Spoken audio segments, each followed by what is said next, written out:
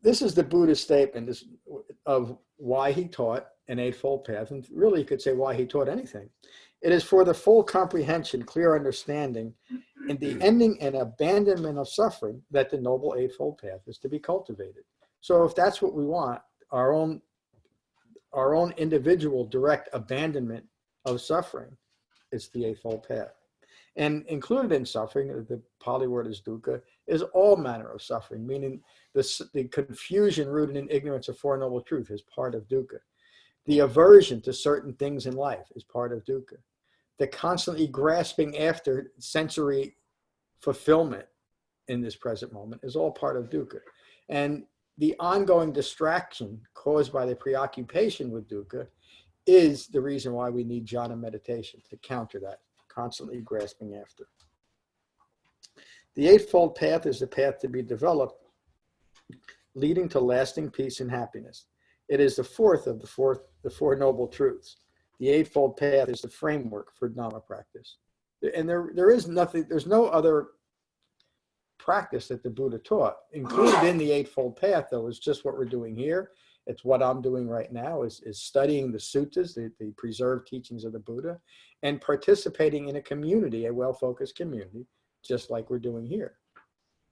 The framework of our Sangha here, and by extension, the structure of our retreats, is as close as possible as the original Sangha, meaning we are governed by the same rules and we're focused on the same Dhamma.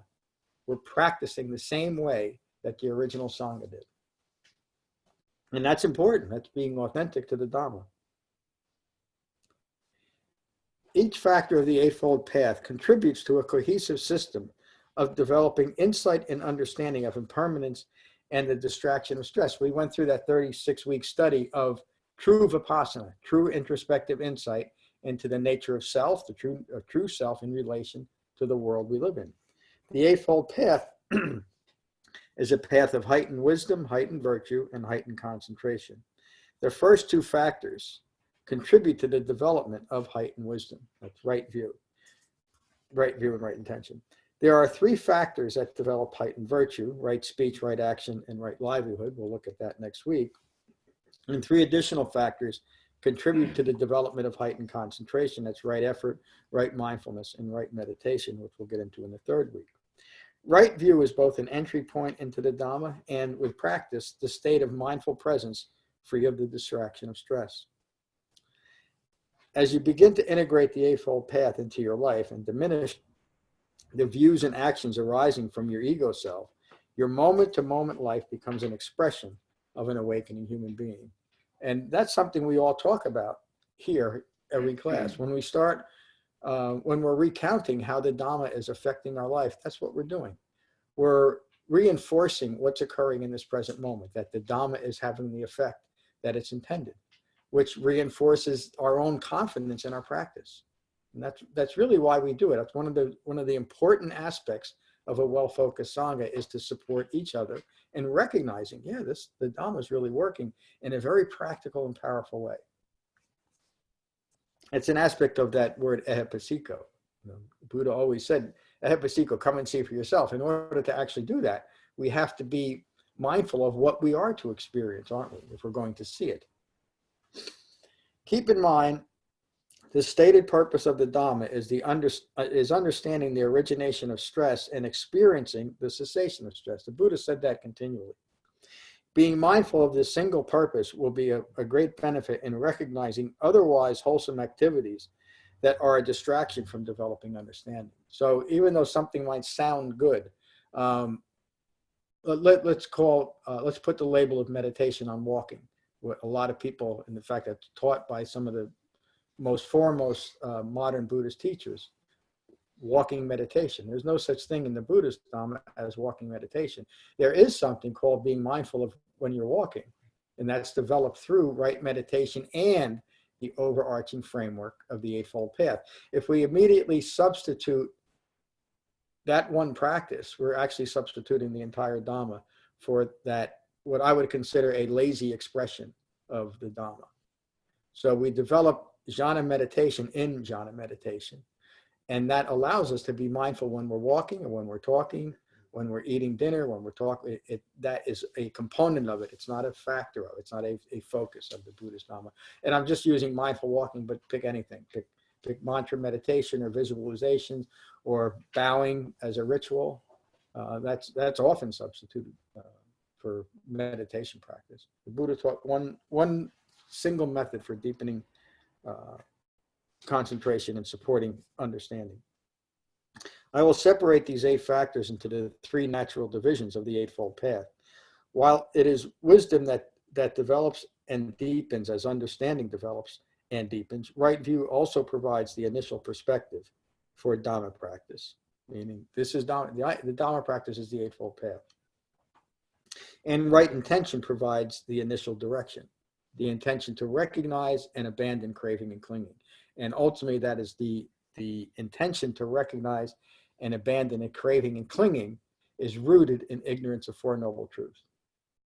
Is that clear? Mm-hmm. And the reason why that's important is that also helps keep our Dhamma practice focused.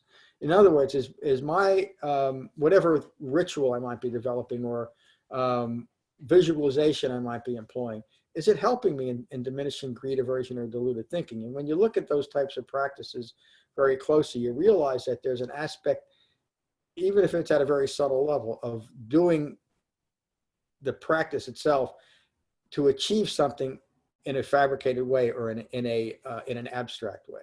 In other words, it's a reward for something I'm doing, rather than the direct experience of understanding my own contributions rooted in ignorance of my suffering. Is that clear? There's a long sentence. The point of all this, the point of the entire Buddhist Dhamma, but the point of the Eightfold Path is to understand our own individual contributions to dukkha. In other words, it's a worldly phenomenon, but it's resolved within each and every individual.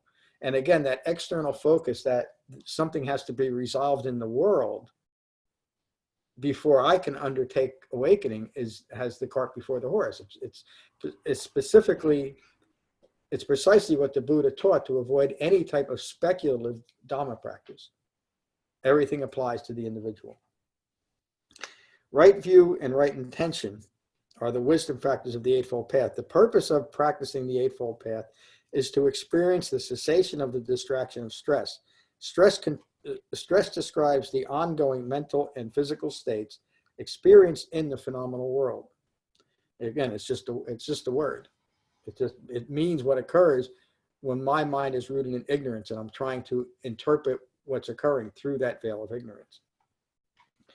Stress ranges in experience from general unsatisfactoriness and disappointment to extreme emotional and physical suffering.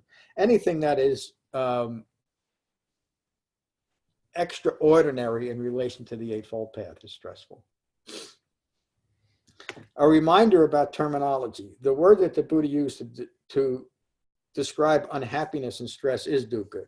Dukkha can also be translated to mean disappointment, disillusionment, disenchantment, suffering, and confusion. I will use the words unhappiness and stress interchangeably to signify all manifestations of dukkha. Ignorance, lacking wisdom as to the truth of human existence, gives rise to the distraction of stress. If you ever try to do something without really knowing what it was, when I'm thinking about it, when I was a kid, I used to like to build models, but I never liked to read the instructions on how to build models.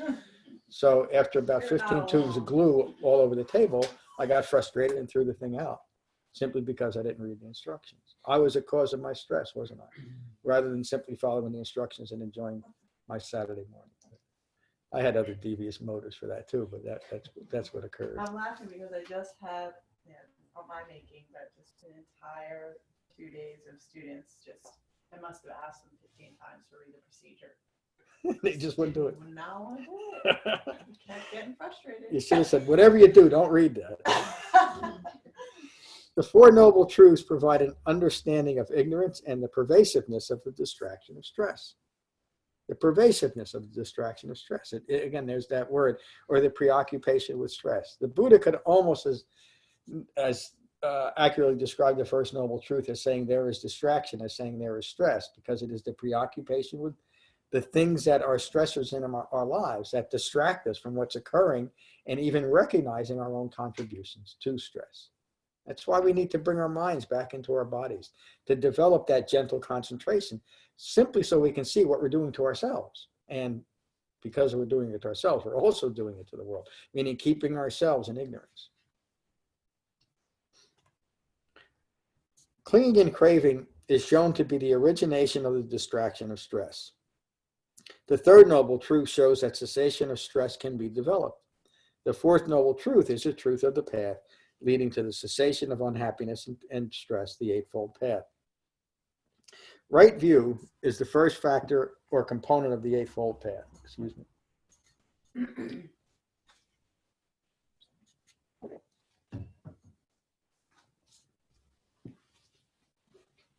Right view is initially the perspective that your views of life have been lacking understanding, lacking wisdom. This lack of wisdom has given rise to unhappiness and stress. Stress is a distracted mind state born of ignorance. Preoccupation with stress is a distraction that keeps one in ignorance. In other words, we're so preoccupied with avoiding anything stressful that we don't have the time to just sit down and meditate and develop the Eightfold Path. Understanding that it is our own ignorance of the truth of existence, human existence, that has caused the distracted mind state of stress. I didn't read that right. Excuse me. Understanding that it is our own ignorance of the truth of existence, of human existence, that has caused the distracted mind state of stress is acknowledging the first noble truth, the truth of stress. And that profound statement sounds almost too simple to be meaningful. Of course, I know that life is stressful, but why did it take an awakened human being to establish his whole 45-year teaching career on that one line, there is stress? Because it's a preoccupation with stress that keeps us stuck in the past or thrown into the future and never living our life right here and right now. We're constantly either stuck in grasping after or aversion, which is another aspect of grasping, isn't it? Craving, desire. Anything that might take away from what I feel I need to have a pleasurable or a meaningful existence. And so we spend our entire life doing that, stuck in the past or thrown into the future, and never right here, right now. And the counter to that is jhana meditation, bringing our mind back in our body, and then developing the intellectual understanding of what's actually occurring. And once we have begun that process, understanding at an intellectual level, then we can start applying it moment by moment to our daily life. And that's why I say often that the Dhamma is practiced only in this present moment. It can only be practiced right here and right now. But this present moment holds the potential to either awaken or continue ignorance. That's the one choice we have in each moment of our life. When we frame that moment by the Eightfold Path, then that moment unfolds naturally and gracefully as Dhamma practice. There's no grasping in that, is what I'm trying to say. Remember that the task associated with the first noble truth is a complete understanding of stress. And you could say that's the task of the Dhamma. Ultimately, right view then is understanding stress in the context of Four Noble Truths. Again, it's not enough to know that an argument I had with my spouse was stressful, or I got an offender bender, it's stressful. That is stressful, but understanding my reaction to that is what Dhamma practice is about. It's an experiential understanding of why I contribute to stress in my life and how that process occurs. In fact, I should say, and what that process is rooted in, ignorance of Four Noble Truths. Without this initial perspective that wisdom and understanding in the context of Four Noble Truths is lacking, it will be impossible to develop the understanding leading to the cessation of stress. In other words, if a human mind that insists that it knows everything, especially as far as something as important as Four Noble Truths, can never understand what it's grasping after because that initial resistance is built in. We have to acknowledge in Dhamma practice, and this is something I've noticed over the years. I guess I've been teaching for 12 years or so now. The people that have had, and this is not a blanket statement, but it's a general statement. The people that have had the most difficult time in developing the Buddha's direct Dhamma that I've been a part of are the ones that have already established a modern Buddhist practice. In fact, very, very few are able to let go of those views completely because they're so deeply entrenched in our minds. There's one person that's doing a very good job of overcoming that. He knows who it is. And it's simply because of that conditioned thinking. I know even years after I started jhana meditation, every now and then a mantra from a previous meditation practice would simply pop up in my mind. And it was just my conditioned thinking. I wasn't grasping after it at that point, but it was just part of that. And so it's very difficult to let go of wrong views, especially views that we insist are so-called Buddhist views or spiritual views or some type of higher view, when those views are simply rooted in fabrications and abstractions. It's the Eightfold Path that we want to develop. Understanding that it is our own lack of wisdom that has caused dissolution and suffering is difficult at first. Until this initial step is taken, our minds will reject developing understanding. Our minds will remain wandering around in ignorance, looking for any distraction to avoid seeking the truth. I just started cleaning out my house, looking at about 300 books. At one time, every one of those books, when I bought them, whether I found them in a bookstore, that excitement of here's the answer, every one of them I thought was the answer. It was in this book, I'm going to find the secret to what's wrong with John. And every one of those books provided that answer for about 8 minutes until I started integrating it. And I realized there, and again, many years later, it wasn't until I practiced the Buddha's Dhamma that I realized I was chasing a fabrication, and the solutions that were offered were all abstract. There's no way that they could possibly be experienced in a human life. They were simply conceptual of what, almost like, wouldn't it be nice if life was like this? Yeah, it would. But the Buddha says it's not. The Buddha says stress occurs. Without the perspective of right view, developing the path of liberation would be like planning a trip to Los Angeles when you are departing from New York, but you believe and insist that you're in Chicago. In other words, we have to know where we are. The Buddha's Dhamma does not begin with, this is where you want to be, even though a lot of modern Buddhism is practiced that way. Keep doing this, keep doing this, keep doing this, do this, whatever the ritual or the particular practice might be. And in a future lifetime, you'll get a reward. That's purely a fabrication. It's obviously an abstract notion. You can't experience it right now. The Buddha taught a Dhamma that unites a mind and its body, and it has the direct experience of awakening moment by moment. Awakening occurs right here, right now. Each moment holds the potential to awaken. It is impossible to arrive at your destination, lasting happiness and peace, without first accepting your present quality of mind. That's the fourth foundation of mindfulness, by the way. Excuse me. That fourth foundation of mindfulness is not initially an exalted mind state, although it's often seen that way. Practicing the fourth foundation of mindfulness is simply being at peace with the present quality of mind. And as we're able to do that, meaning being at peace with less than peaceful mind states, which means that we have developed a measure of dispassion about the quality of my mind. It doesn't need, in this moment, it doesn't need to be any different.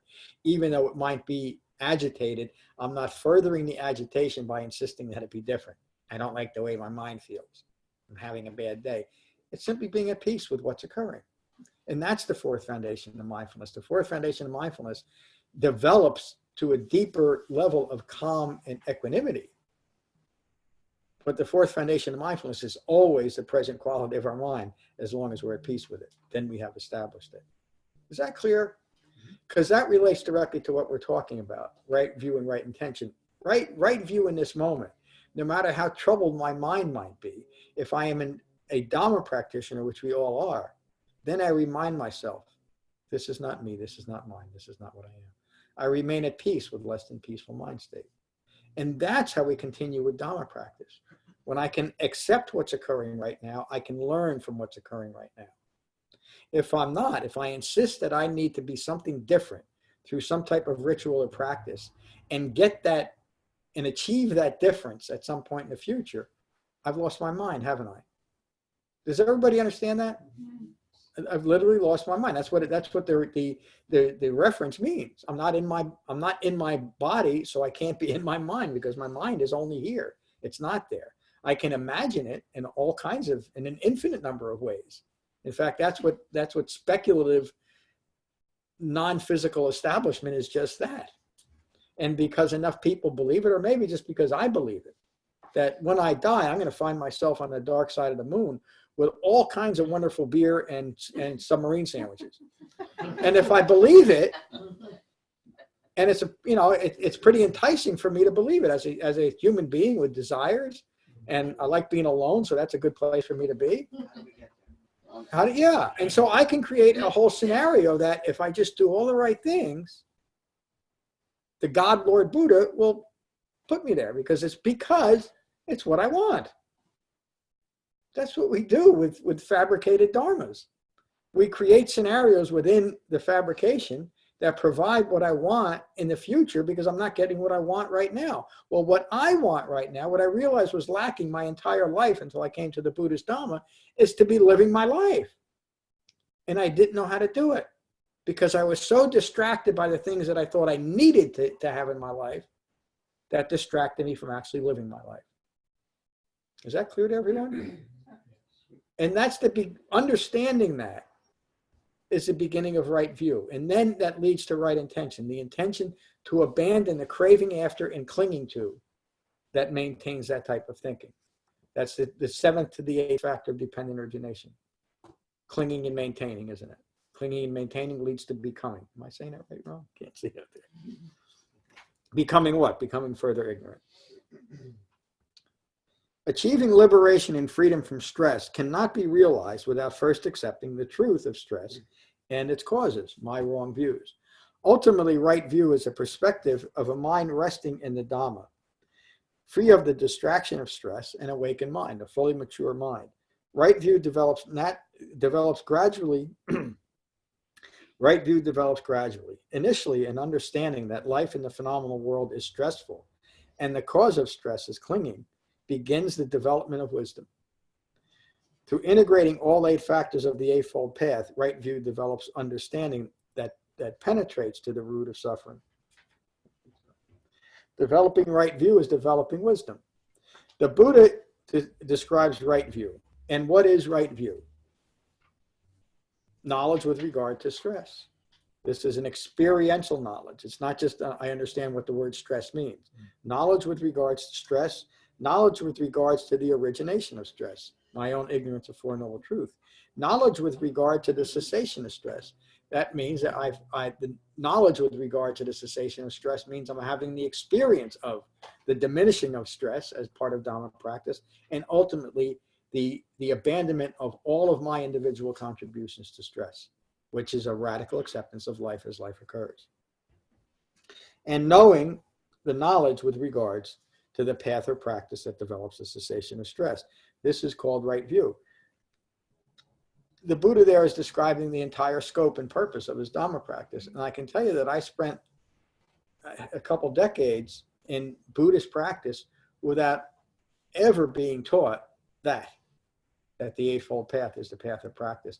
If it was, and it's only a few times, which is remarkable because I spent a lot of time in different Buddhist centers and temples and monasteries. Probably a half a dozen times it was even the Four Noble Truths or the Eightfold Path even mentioned. And even then it was mentioned as almost as an anachronism. In fact, it was often presented that way, that the Buddha taught this in some schools, they still teach this. The Buddha taught these mundane teachings while he was alive, simply because the people at the time weren't able to understand the higher teachings that were preserved in a disincarnate, non-physical form for when humanity had evolved enough to where they could understand it. And so now we're getting into 500 or 600 or 700 years later, when the emergence of sutras that the Buddha never taught, such as the Heart, Lotus, Diamond, or Platform Sutra. The Buddha never taught those, but those are relied on as Buddhist teachings. That's what the Buddha is talking about here too. You lose the heart without the Dhamma, you lose the Dhamma itself. So just to close that, I spent all those years learning all kinds of speculative and fabricated concepts that I thought I needed to chase after to awaken, to be a good Buddhist, and they were all simply distracting to me. And it wasn't until I came to the Buddhist Dhamma that I saw the clear distinction between mystical and magical practices, which are rooted in speculation, and something direct and practically applied that the Buddha taught, such as the Eightfold Path. And again, the reason why I emphasize it is I spend a lot of times chasing after something that in no way could provide the resolution that was promised. It wasn't until I found this that resolution was realized. This is called right view, the Buddha's words. Right view is knowledge and understanding of the Four Noble Truths. Right view is turning away from ignorance and distraction. Right view is considered the forerunner of the path, the Buddha's words. And how is right view the forerunner? One discerns wrong view as wrong view. Again, such a simple and direct statement. But why did it take an awakened human being to teach me that I need to recognize wrong view as wrong view? Because a mind rooted in ignorance will create very powerful strategies, it's in the word, to ignore its own ignorance. And so I might even create Dharma practices that distract me from understanding my own ignorance. And that's what the Buddha experienced. The suttas where the Buddha is describing all the other teachers that he studied with and rejecting them all, it's the same teachings that are around today. One understands wrong view as wrong view and right view as right view. We simply understand it. And in the beginning, while we're not completely clear or established in right view, what emerges moment by moment is the development of right view, and that's what we recognize. It's what we talk about. The Buddha concludes that by saying, understanding wrong view as wrong view and right view as right view, this is one's right view. Again, notice the significance and the importance of this single statement. The Buddha is not saying right view is only when you have achieved the state of a Buddha. Right view is whatever view you have right now, as long as it's framed by that understanding that it is the Eightfold Path that will develop profound right view. This is I mean, there's many lines, but this is one line where the Buddha is teaching us that the Dhamma is met where we are. And notice in this chapter, that's a reference in many different ways. We engage the Buddha's Dhamma no matter where we are. No matter how deluded we might think we are. No matter how evil we might think we are. Remember Angela Miller, the murderer. No matter how confused, no matter how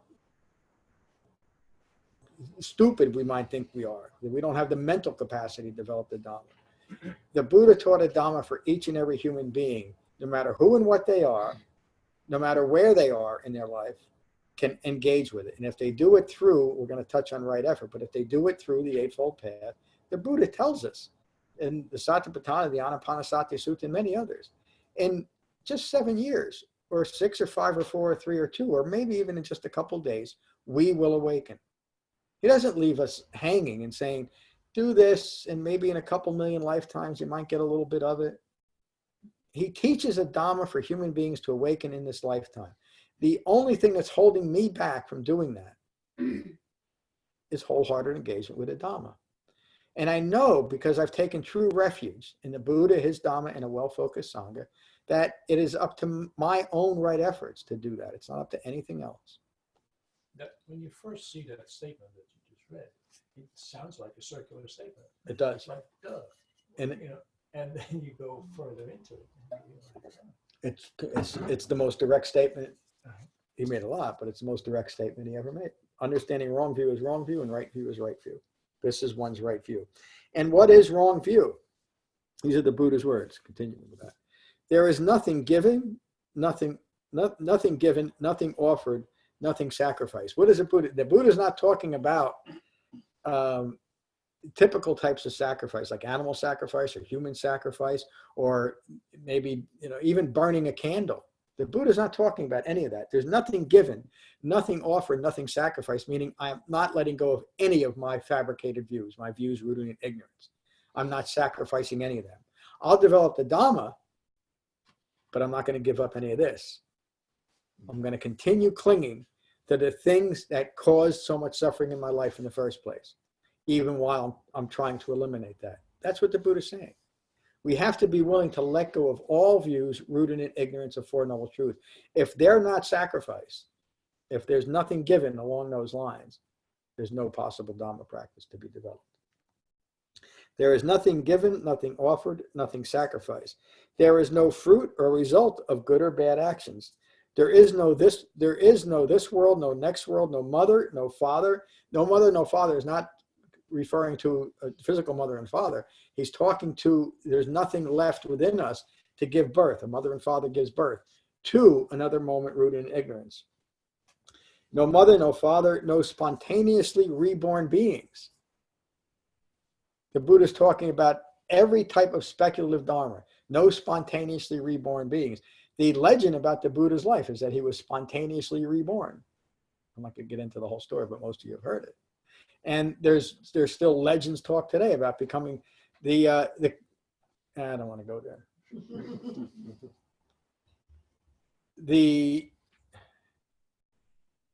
It's taught in some lineages that a soul progresses from determined from one body to the next for very high people, for people of very high achievement. And of course, the Buddha is saying again just that there's none of that. What's important is right here, right now. What's occurring right here and right now.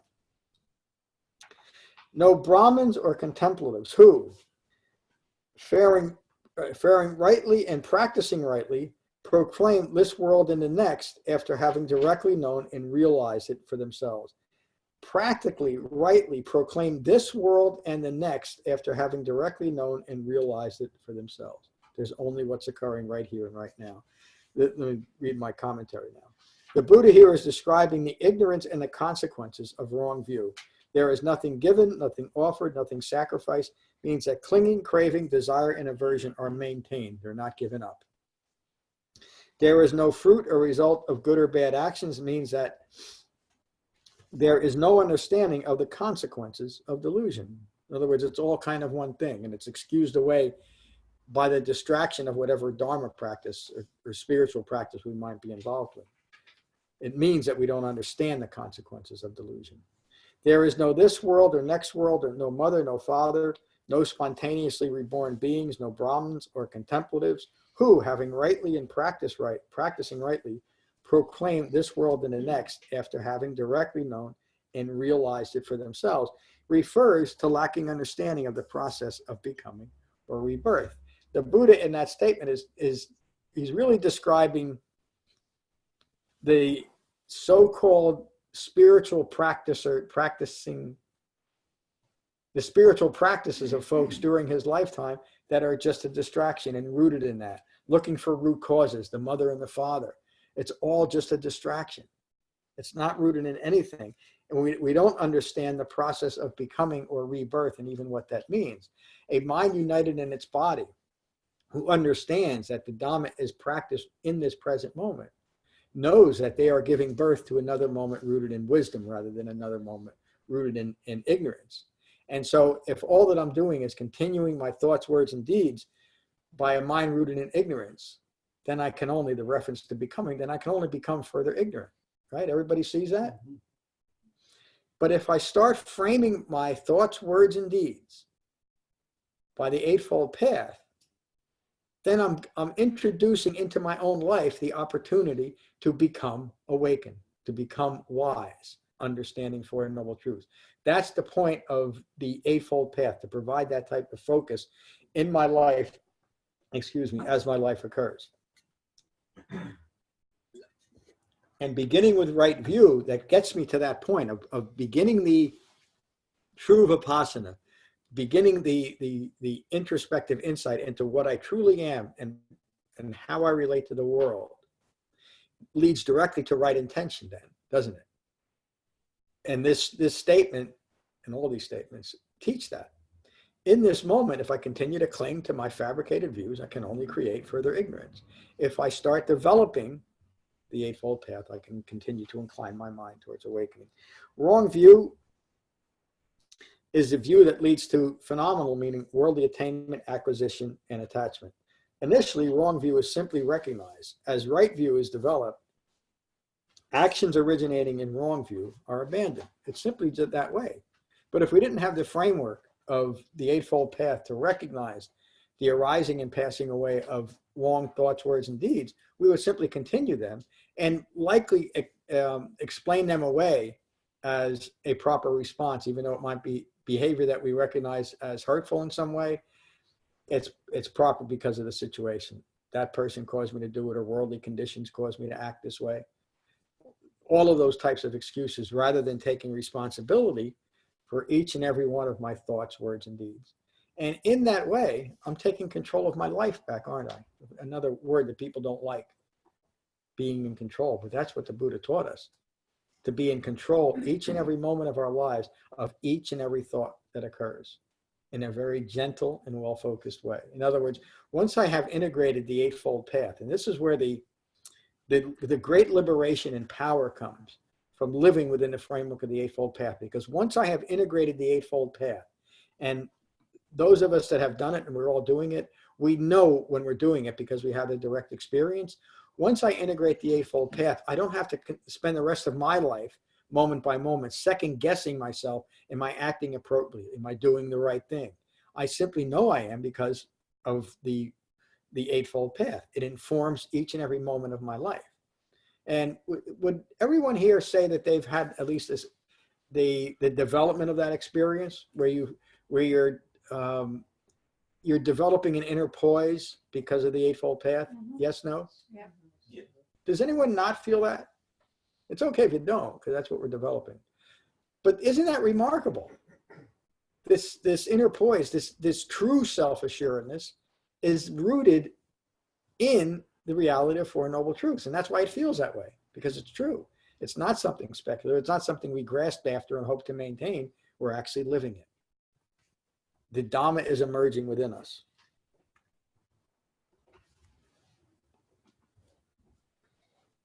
It is wrong view that continues to develop karma, and we'll talk more about that. I think it's week 7 or 8, that develops karma.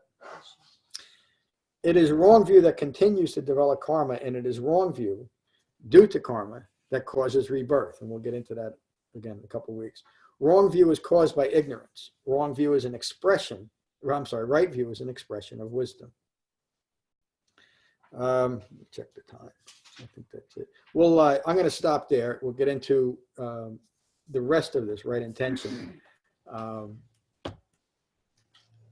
What's today? What's today? Well, we'll get to it whenever our next class comes. We'll finish this on Tuesday. So thank you for listening. Let's go online, and Dethane was the first one to join us, so let's go to him. Dethane, how are you today? I'm good. Yeah, I'm good. Thank you for your explanations and so forth. It's really as usual, really profound and really informative. So you say 3 minutes. Okay. Who's got? Go. Okay. 2 questions. One, I've been looking up the word right, and as I heard from other speakers, there's something not right about right and the various rights, the right intention, right mindfulness. When I look up the Pali, I see thoroughly, harmoniously integrated, connected. So it's almost like to say that all these rights, like the inseparability of intention, the inseparability of mindfulness, seems to be closer than saying right. What do you think about that? That's my first question. It's a good question, and it's really a matter of simplicity and not letting semantics get in the way of an obvious teaching. So we could use the words right and wrong, and to me, they more clearly get to the point that there is such a thing as using the 8th factor. There is such a thing as wrong meditation and right meditation. It just makes that important definition very clear. Or right mindfulness and wrong mindfulness, or all of the other factors. But you could just as easily substitute the word skillful or unskillful, or appropriate or inappropriate for any one of those. But I think the important point of the reference is that there's this. We were talking a little bit about this yesterday. There's this and there's that. And the Buddha has always spent much of his time describing what his Dhamma is and describing what it isn't. So and that's related directly to the Eightfold Path. So there's my answer. Okay. All right. All right. My second one, to be very, very quick. I when I see the term, and actually this is going to the next, I'm curious about what you're going to talk about next week, intention, because that's where my question is. And once again, looking up the Pali, I see it translated as intention. I also see it translated as resolve. And I like resolve better than intention, only because I feel like there's when you go through this class and you talk about the seeing how your own part in the suffering that you're creating, to say that I'm going to intend not to do create more harm doesn't get to the emotional seriousness. It's almost as if like you are resolved because of what you've been doing. I'm not going to do this anymore. And so for me, it helps me to move it merely from just an intellectual, and I shouldn't say intellectual, just merely a cognitive intention to a deep, heartfelt, I'm going to go through this because of what I've seen and because of my part in it. What do you think? What's your perspective on that? Yeah, well, I think to me, the word resolve and intention are easily interchanged in this context. And so, and as a writer and a teacher, consistency is very important. So in fact, I remember having that thought quite a few years ago. Am I going to teach this as right resolve or right intention? And I think right intention has more of the flavor in a general way of what we're trying to do, holding the intention. But intention and resolve is really the same thing, I think. That's just a matter of consistency in verbiage. I think it'd be confusing if some classes I said right intention and some I said right resolve, although every now and then I do introduce that word. Yeah. Right intention or right resolve. Yeah. So it's as you're finding out the thing, you can really get lost in the weeds about terms and what they mean. What changed everything about the Buddhist Dhamma and what made it useful and understanding? And at the time I was reading 5 or 6 different translations from people with different lineages. And you could read the same sutta, even something like out of the Dhammapada. In fact, when I was doing the research for the Dhammapada, I was reading 5 different authors. And on many of the suttas, each one was completely different. Even though it was supposedly the same chapter, it was completely different from different people. So what my big, use the Buddha's word, my big breakthrough of understanding was realizing that the Buddha was consistent in his teaching. And everything he taught was in the context of dependent origination and these 4 noble truths. And so what is the best way to teach that to English people, the English-speaking people? And consistency of terms and using simple terms, I think is important in doing that. So, and again,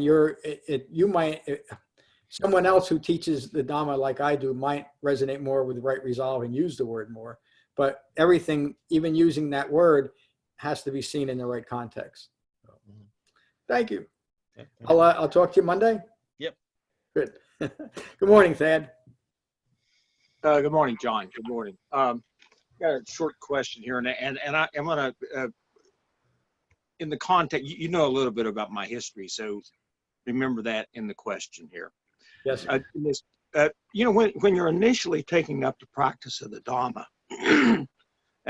is it usual, normal, or even typical for a period of time for one to experience what ironically might seem to be an increase in the frequency of the level of stress or dukkha, in the sense, I guess, that maybe because you're becoming, could this be due to a heightened sensitivity to or an awareness of the contributing factors of eye making or fabrication?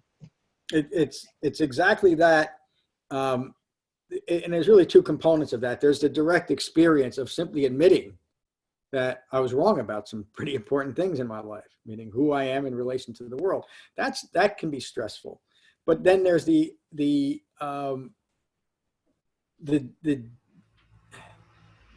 ever deepening practice of simply being at peace with that, which is contrary. Anything that a self-referential ego personality recognizes as lacking or not quite right, that ego personality doesn't really want to deal with it, does it? And so aversion starts arising. And so what we do, and it can often feel that it's increasing in the beginning of Dhamma practice, but it's only because of that conditioned response to, I don't want to feel like I'm wrong, or I don't want to change anything. And so what we do is keep coming back to the breath and keep developing that understanding of how fabricated views arise and what they feel like in my body, what they look like, and come back to the sensation of breathing. Because at some point that will start diminishing as well, because it's just a fabricated view. Does that help? Sure does. Thank you, John. Thank you. Good to see you guys. Jen, good morning. Hi. Oh no, I lost my page.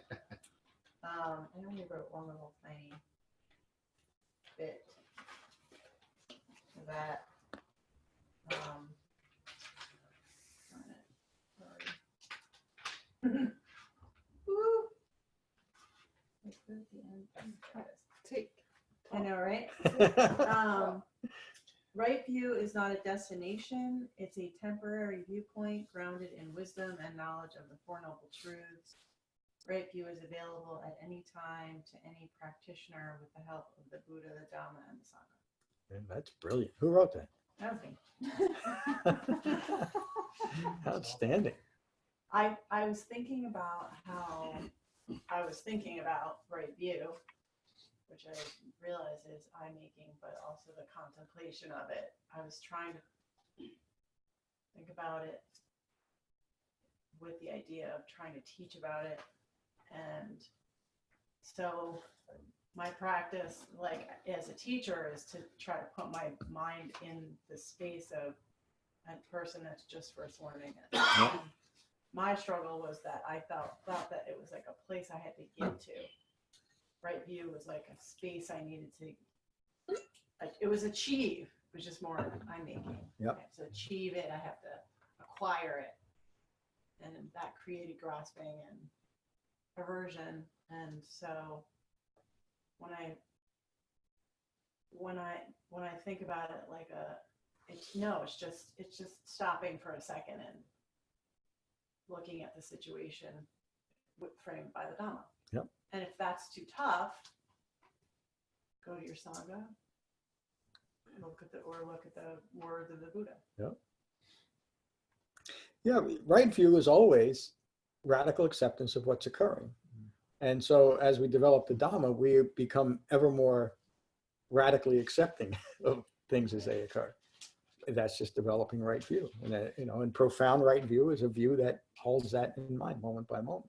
But it's always changing. It's not, there's nothing permanent, especially to an awakened human being.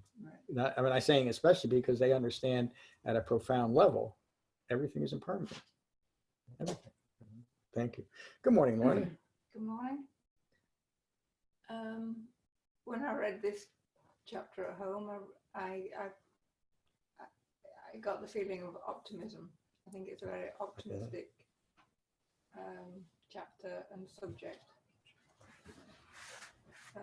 How so? I want to hear you say it, if I can put you on the spot. Well, it's just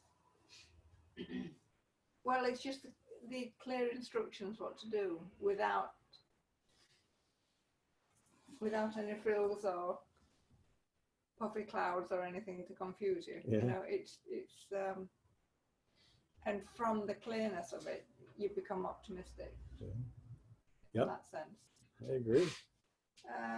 And then today, when I was listening to you talking, I think right view, right intention. The more you think about the two topics, the more you realize if you don't meditate, you're not even going to learn it. Yep. If you don't meditate, you're not going to advance in your practice. All the understanding that you get from right view and right intention, the learning that you need to get to advance comes through in your meditation. Right meditation, jhana Right meditation. Right. And obviously, right meditation is bringing up the tail of the Eightfold Path. You know, that, so that's how important a committed practice to meditation, a committed practice to cushion twice a day, boring as it is, and it's a nuisance sometimes, and you'd rather do other things, and not, you know, you have to, you do, to advance your practice, you have to meditate and be committed to it. Right meditation. Thank you. Thank you. Yeah, and thank you for your honesty. Sometimes meditation does seem incredibly boring, but boredom is simply the immediate need for distraction. That's where boredom comes from. And so I know you've had many meditation sessions that weren't boring. They were just a matter of poise and calm. Yes. Thank you. Thank you. Good morning, Ron. I wanted to say something to in reference to what Thad was saying. The stress in the beginning of starting Dhamma practice is often the stress of all of a sudden realizing that there is wrong view. Yeah. And just and it can be a bit stressful to have to abandon that because you're so familiar with it, those wrong views. Yeah. And adding to it, as you were talking, I was thinking, I mentioned, you know, this library that I had. I kind of had this thought, and I think people do, I think most people have this idea that as we grow older, you know, as we grow in life, as we become more and more mature, and we have more and more experiences, we're building on our knowledge base. And so I was constantly grasping after a knowledge base that at some point would support the person that I wanted to be. The problem was I was looking in the wrong direction. You know, I was in New York, but I thought I was in Chicago, and I was trying to get to Los Angeles, and I couldn't get there because there was no clear path. And the Buddha realized that. That's when we hear in his own struggles. He was doing exactly the same thing. He was simply looking in the wrong place. I can't think of the sutta right now, but the Buddha, it's also in the Dhammapada, that he teaches, if you're looking for something where it can't be found, guess what? You're not going to find it. It's not going to happen. Just now, just walking into a big bookstore with a spiritual section, it's disheartening to go through there. I can't It used to believe be like, oh, what can I do this time? Yeah, each book was gold. It was Oh, the answer to all my troubles. Yeah, skating around on Amazon, it's like, oh God. Yeah. Yeah, it was a great distraction for many, many years. Thank you. Good morning, Marcin. Good to see you. Same here.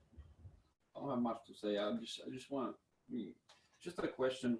I think I asked once before, but talking about boring meditations and stuff. Well, the question is really, you know, I have 80% of very good meditation, you know, time. And it's easy and you just sit, you relax, you can feel your mind just calm and like, okay, this is gonna be a good one. And now, like today, I'm sorry, but today it's just you all over the place, like so all over the place, and you keep saying to yourself, like, is this gonna stop? I'm like, no, this is so bad. Oh my, so should you still, you know, kind of, because when I'm at home, right, and I sit down and I'm trying to do 20 minutes or even 30 minutes, but after 5 minutes, you know, this constant thinking, or even 10 minutes, I'm like, should I even sit here? Or should I just, you know, take a break and say, you know what, this all over the place. It's not happening today. So should we actually still going for it, try to force basically the meditation, or we should say, you know what, well, it's going to be a good day tomorrow morning. We restart tomorrow morning. Maybe. Yeah. Well, being here, you know, obviously I'm not going to walk out the door and say, I'm just, it ain't working out. Let's go home, you know, but See what you find out. No, what I would say, are you meditating twice a day? yes. Okay. If 20 minutes seems like too much, you're just beginning. If 20 minutes seems like it's just too hard to do two 10-minute sessions until you're comfortable with that. And then gradually add some time. Meditation, especially jhana meditation, shouldn't be like an endurance test. It shouldn't be too difficult. Right. For everyone, even with Ed was talking, there's some difficulty in establishing a concentration practice. That's why people substitute all kinds of other things and call it meditation, because they don't want to do jhana. So 10 minutes twice a day, and then gradually add some. And you can even talk to me about adding time, you know, but that's enough. And if you feel comfortable with 10 and you want to go to 15, go to 15. But don't struggle. There's no value in forcing yourself to do longer meditations than you're ready to do. Okay, so basically, if you do have that, you know, bad day, just kind of, okay, that's enough today. We'll try to do better tomorrow. Yeah, and it's okay. And this should not be a part of normal practice. But if you find that I'm sitting, you know, it's my afternoon sit, and things happen, and I'm just too distracted right now, I just can't sit. Get up off your cushion, have a cup of tea, and maybe try it again in an hour. Awesome. Yeah, makes sense. But when I say, and you hear me say, "Oh, be gentle with ourselves," it applies in this situation too. Again, I remember sitting in 7 and 10 day sessions, which means you're meditating for basically 14 hours a day, and it was brutal. I mean, just awful. The best thing about those sessions were that they came to an end. Really, I always blame myself. I thought because it was so distasteful for me that and that's how it's put, that I must be doing something wrong, that I can't sit in meditation for 14 hours a day, until I read enough of the sutta to realize the Buddha never stated one time that a length of meditation time. He always presented it just that way, with the understanding that as you develop meditation, and I've taught every one of you except maybe Trevor, because he started differently, that to start just this way with short periods of meditation. And because then you're building this strong foundation. The practice itself isn't building an aversion to meditation because someone told you have to meditate for a half an hour off the bat. Nobody can do that. Well, I mean, I shouldn't say make that statement, but most people can't do that. So we start with a gentle practice, and we start in a gentle way. We understand it's not just meditation, and so we also incorporate the other factors of the Eightfold Path. And pretty soon, we're meditating at 20 to 30 minutes a day. And so since it's come up, I've been meditating for, about 135 years. And I've been, it feels like it sometimes, at least 40 years. And my meditation practice is 30 minutes twice a day. And that is more than enough for me to maintain most of the time a calm and peaceful mind. Every now and then, usually on a day like today, that I'll feel like, I just feel like sitting for an hour or two, and I do. But it's not it's not part of my general practice. But obviously, I spend a lot of time within the rest of the Dhamma. And that's what we're all doing. Thank you. Tim, good morning. Good morning.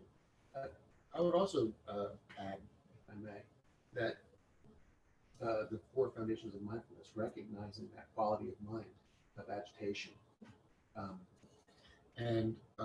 think meditation doesn't always have to be a pleasant thing, but having a 2-minute meditation is to be able to refine and to practice is better than nothing. Right. But that's how I think. So, right view. The knowledge of stress as an understanding of the stress. And I go back to the thing in this chapter was that to understand the right view, you have to understand the wrong view. The wrong view that keeps us in the ego self-referential world, this phenomenal world. Yep. And in the environment of right view, to flourish begins with a dispassionate relationship with the ego, leading to mindfulness and a mind resting and not reacting to external and internal phenomena. I didn't mean to cut you off, but what you said, say that about the ego self again. That's so important. Listen to this. The environment for right view to flourish begins with a dispassionate relationship with the ego. Dispassionate relationship with our ego. Meaning it's another way of saying what we've said a few times here, accepting yourself where you are. The self-referential ego self is not the enemy. It's simply what's occurring. And that's, Tim said it beautifully.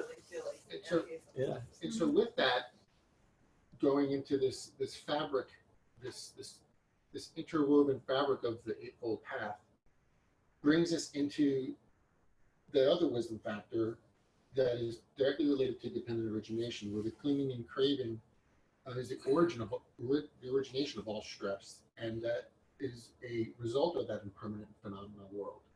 And so it's almost more, it's almost more, I think it's easier to understand the right view by understanding what wrong view is. Yeah, that's what the Buddha said too, right? Yeah. Yeah. Thank you. That's absolutely right.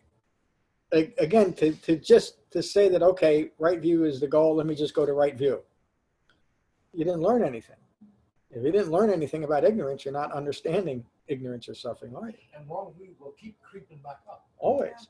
You can't, anything, that's why distracting so-called spiritual or Dharma practices don't work, because stuff, we see it all the time. We see it. One of these days, I'm going to write, one of the things that I've been writing for the last few years is how almost every modern Buddhist lineage, it doesn't mean every modern Buddhist practice, almost every modern Buddhist lineage has had a leadership role taken over by a sexual predator, or it was the sexual predator that started the whole organization. And nobody wants to face this, but it's just as rampant in Buddhism as it is in Catholicism and other religions. And the point is, and I remember studying with two well-known sexual predators who have, even after their death, have reputations as, I don't want to refer to them directly, sometimes I do. And the point, I remember sitting there studying or listening to one man, obviously giving a talk while he was drunk, and how everybody was thought that this was wonderful. This guy is so advanced that he can give a Dhamma talk while he's drunk. I couldn't think of anything more disrespectful, for one thing. And my thinking was, if this is this guy's Dhamma, how does it result in behavior like this? And that's what got me thinking that there isn't one modern lineage that doesn't have a sexual predator. I looked at it.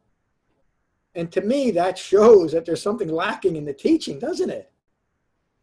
Imagine if the Buddha was going around northern India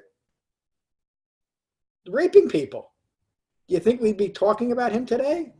But yet today it's excused. And I don't want to get into that, but the point is that a well-focused Dhamma practice shows itself externally by results. So there it is. Thank you, Tim. Good morning, Lisa. Good morning, John. It's good to be here, and we weren't here for a few weeks. I reviewed the first 3 chapters and then got to right view. I tend to see things in a very concrete way. So when I read right view, I think of it in terms of seeing and seeing actual things like this room and people and anything that I'm seeing. But I know that also, it just represents so much more. But still, I feel like I can still apply the concrete aspect of right view with all the rest of it that you've been talking about. Mm-hmm. Just using it sort of as an analogy. Like if I see this doorway and I think, well, it should be somewhere else, or I don't like the way this room is set up, or something, Mm-hmm. I feel like that I've learned just to see things and not form an opinion that's a negativity. Well, it could be something It's positivity just- too. This is just what it is. Just Yep. like there is stress. It's like these givens. This room is what it is. This is a given, and it's so learning all this is so much easier to see things in such a more positive way, and not to break everything down into this is no good, that's no good. So, Tim or someone said about it's easier to see what's wrong to learn what's right view by learning what's wrong view. And I see out there in people's interactions, I mean, they're destroying everything. They don't accept what other people do. They try to break them down. They don't try to see outside. I mean, I know it's wrong view, and it's easy to criticize other people, and then think, oh well, I think I have a lot of wrong views, but it's easier to see in other people sometimes than to see it in yourself. Yep. But if I see in other people, then I need to reflect it back on me. How am I doing with that? Yeah, and just to use the framework of the Eightfold Path, especially what we're going to talk about next week, the virtuous factors of right speech, right action, right livelihood as the guidance for our behavior. And seeing unskillful or aberrant behavior in others is part of Dhamma practice, as long as we don't identify with it by insisting that others be different than they are. Because that's the same as saying right here, right now, I must be different. I can't be any different than I am right now. I can grow within the Dhamma to be a significantly different purpose. And that's the establishment of right view. But right view is not, again, I talked about earlier, right view isn't the view that the sky is blue. That's not important to the Dhamma. Right view is a view that the Eightfold Path is the path to liberation. That's the important thing about right view. And then as a consequence, much like walking meditation isn't really meditation, but it's okay to be mindful, or you should be mindful when you're walking. But that's just an expression of refined mindfulness. You know? So you phrased it perfectly. Thank you, Lisa. Good morning, Barbara. Good morning.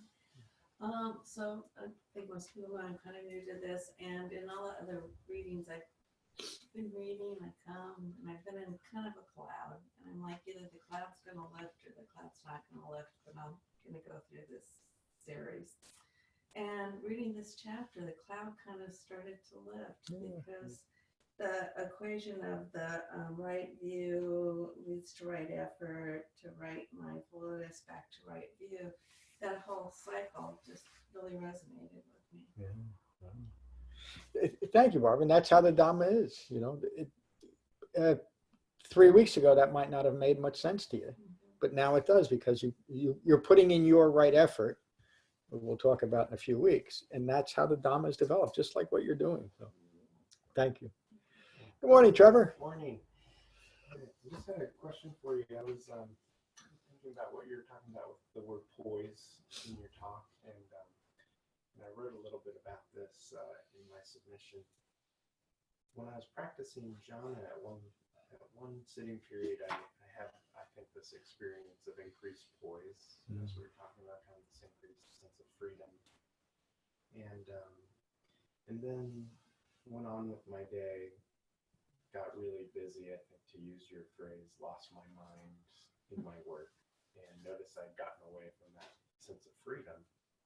And in that moment, thought, at some point later in the day, thought I'd really love to get back to that. And so I guess my question is, I'm kind of wrestling with radical acceptance versus right intention. Like, on the one hand, so if I want to get back to this sense of freedom, is that grasping potentially, or is it right intention? Does it seem like there's a little bit of a potential grasping in there for a certain quality of mind? Yes, there can be, but the more important question is that desire a distraction to me in my Dhamma practice? Because I think you'll find that desire is something called chanda, or skillful desire. And it keeps you focused. So again, we can get a little bit too analytical we have to use words, and words especially, well, not especially, in most languages, words are often inadequate to describe what we're hoping to describe. And even the Buddha realized that. That's why he said ehepasiko, experience it. So if your acknowledgement of a meditation session that was pleasant and you hope to have more of that becomes a distraction when you have a session that didn't fit that view, then you're stuck in desire. But if it's simply, I mean, I look forward to meditating every day. I wake up and I usually meditate almost as soon as I wake up. But as soon as I wake up, I'm looking forward to just getting on my cushion. And that it's not a distraction. It's just, and I think we all do that. That's the essence of knowing and having an experience of true refuge, because we've established it. It's nice to get home, you know. It's nice to get back to our cushion. There's nothing wrong with that. In fact, that helps keep our Dhamma practice inspired. Did I answer your question? Yes, thank you. I like that skillful desire piece. Yeah, it is. And you could say that even the disappointment with ignorance is moving towards a skillful desire towards right view, isn't it? I mean, I started looking for answers in my life when I was probably 12 or 13, and it's because life was disappointing. That's why we all look for something, isn't it? You know, we want, and what I realized was that for many years I was grasping after adding to me or making me better rather than learning who and what I truly am. So, thank you, Trevor. Morning, Jay. Good morning. Nice to see everybody. I'll go just the one thing is meditation, and it allows me to slow down all the nonsense, you know, all the clutter a couple of times a day, and I need to do that, and I look forward to it and find it restful. Yeah. I do too. Thank you, Jay. It's good to see you. Morning, Kevin. Morning. Just going to read what I wrote. It's the first time I really wrote. Thank you. Attempt. The first two steps of the Eightfold Path contain all the wisdom of the Dhamma. The first step is right view or right understanding. The task for this step is to understand the Four Noble Truths, to understand the nature of suffering, to know its cause, to allow its release, and to maintain the entire path in order to end ignorance. The second step gives us the means to end suffering. We must give up greed and desire. We must give up hate and aversion. We must give up deluded thinking, give up ignorance. Right view allows entry into all the other factors of the path. It informs right speech, right action, and right livelihood. It gives us the peace and understanding to commit our right effort to all the other factors. It opens the door to right mindfulness and allows for right concentration. This deepens understanding. These steps are a circle around the heart of the Dhamma. That is outstanding, Kevin. It's just beautiful. Can I steal it? It's your words that are just filtered through that. The filter was beautiful. Yes, please. Kevin wrote, which was wonderful. The interesting thing is, though, too, that for right view to take hold, we do need that concentration and mindfulness. Yeah. So it's circular. It is circular. Yeah. It's a wheel. They're intertwined. The right view and the concentration factors and the wisdom factors, they're so intertwined. Yeah. To Kevin's point. Yeah. Thank you. Yeah. The integrity of the Eightfold Path is just that. A sevenfold path not going to work. A ninefold path won't work. An eightfold path is what the Buddha taught. Might as well do it. So thank you. Hello, Michael. Hi, John. I'm just going to talk briefly about my experience with meditation. So maybe Marcel, maybe this will help you a little bit, or it seems like it works for me. And the whole idea with meditation is obviously uniting the mind with the body, right? So, and how do we do that? We do that with our breath. The whole thing about when we're meditating, and many individuals here have very busy lives, and there's a lot of distractions from the outside world and just through raising a family and their life in general. But when we sit down to meditate, that's our our respite from what's going on in society and even in our immediate home. So uniting the mind with the body with the breath, are we doing that correctly? If we're doing that correctly, coming back to the breath. You know, as you mentioned many times, John, you mentioned like feeling the breath go in and then also feeling it come out. That's a point of concentration. You feel it go in and you feel it go out. What happens a lot of times is we get away from that. We don't, you know, we get distracted. But the more we are dedicated to recognizing when the breath is going in and the breath is going out, it keeps all those, that barrage of thoughts that are vying for time in our mind, it keeps them at bay.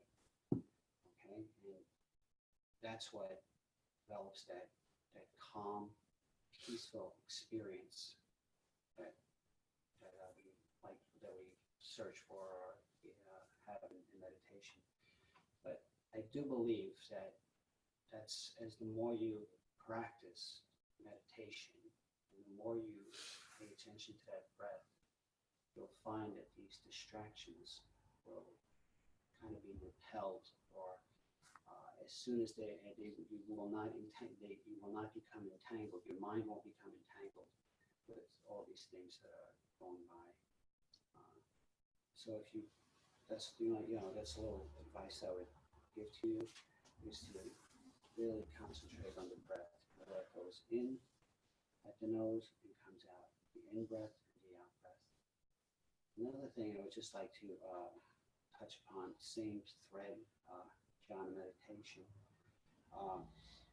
Obviously, the Buddha, you know, I'm sure that he walked through his days in his life with his mind united with his body. Mostly I would imagine every moment of the day, John. Would that be incorrect to say that? Or No. So,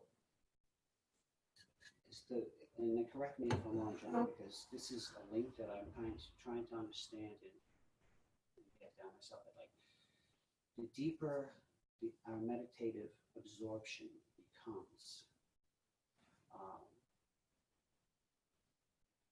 this enables us to unite our mind with our body when we're going through our daily lives. Almost, I guess, to a point where we just take a breath or two and we can find that peaceful place that enables us to have dispassion when it's, as we go through our day, or when we're stressed or something comes up that presses us or stresses us. And that's the whole idea about like staying with Jhana, developing it, the absorption as it deepens, filters into our daily lives, our existence, and enables us to be dispassionate as a point of contact, and therefore non-reactive. Yes. Yeah, I mean that's it. That's Jhana practice, and it's why we do it. You know? It's the foundation of the Eightfold Path, like Lorna was talking about too. But it's only one factor. There's more to that simple mindfulness of the breath that leads to profound understanding. But that's it. And there's the only people that can't do Jhana meditation are those that don't want to do it for whatever reason, whatever resistance they might have. But anybody can sit and be mindful of their breath. You know, I've taught 10-year-olds to do it. You know? It's only our own aversion to awakening that would make it more difficult than that, because it's not. Thank you, Michael. Good morning, Julia. Morning, John. I wrote a little summary also. I'll read it. Great. Right view is the guide to the entire path. It governs our thoughts, our actions, and the complete orientation to existence. It structures our perceptions and is the framework through which we interpret to ourselves the meaning of our being in the world. Right view is interwoven in all the aspects of the Eightfold Path. We have to start with right view, conforming to the Four Noble Truths, acquired through learning and strengthened with concentration. This view inspires us to seek and to take up the practice of deep meditation. When the training in heightened concentration matures, the eye of wisdom is opened and the mind is free from bondage and able to live dispassionately moment by moment as life unfolds. So that's what I have. Beautiful. It is. And it's just, you evolve that you've all expressed a profound understanding of Dhamma practice. This is how it is. So thank you all. The homework is to read the week 5 on the virtuous aspects of the Eightfold Path and do a little writing on that. And we'll talk about that. I can't think of any other announcements. We'll finish with Metta, as we always do. The Buddha's words on Metta from the Karaniya Metta Sutta. This is what should be done by one who is skilled in goodness and who knows the path of peace. Let them be able and upright, straightforward and gentle in speech, humble and not conceited, contented and easily satisfied, unburdened with duties, and frugal in their ways, peaceful and calm and wise and skillful, not proud or demanding in nature. Let them not do the slightest thing that the wise would later reprove. Wishing in gladness and in safety, may all beings be at ease. Whatever living beings there may be, whether they are weak or strong, omitting none, the great or the mighty, medium, short, or small, the seen and the unseen, those living near and far away, those born and to be born, may all beings be at ease. Let none deceive another or despise any being in any state. Let none through anger or ill will wish harm upon another. Even as a mother protects with her life her child, her only child, so with a boundless heart should one cherish all living beings. Radiating kindness over the entire world, spreading upwards to the skies and downwards to the depths, outwards and unbounded, freed from hatred and ill will. Whether standing or walking, seated or lying down, free from drowsiness, one should sustain this recollection. This is said to be the sublime abiding. By not holding to fixed views, the pure-hearted one, having clarity of vision, being freed from all sense desires, is not born again into this world. Thank you all for a wonderful class this morning. Peace. Thank you, Thad. Thank you, Dathane.